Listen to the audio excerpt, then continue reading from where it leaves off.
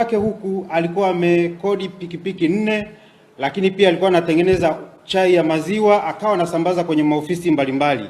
Katika kusambaza chai hiyo ndipo alipokuwa anapatia nafasi ya kutengeneza na kuuza dawa za kulevya. Lakini baada ya kumhoji zaidi, amesema kwamba ilibainika kwamba baada ya kuwa na upungufu wa dawa za kulevya nchini, aliamua kuchukua fursa hiyo ya kuja nchini, kupanga nyumba Sinza huko na kuishi na kuanza kuingiza dawa kidogo kidogo na kuanza kuisambaza katika maeneo mbalimbali ili kujipatia kipato. Kwa hiyo tunawaomba wananchi wote wanapoona raia wa nje ambao wako kwenye maeneo yao na hawana biashara halali wanaoifanya au wana biashara zinazotilia mashaka na kuishi kwao, basi wawe wanatoa taarifa kwa mamlaka kupitia namba yetu 119 ili tuweze kuhakikisha kwamba tunawachunguza na tunabaini endapo kuna uhalifu wote wanaoufanya, basi tuweze kuchukua hatua kama huyu raia wa Kenya ambaye alikuwa anaishi kwa kuuza chai, lakini pia akawa anajifichia kwa biashara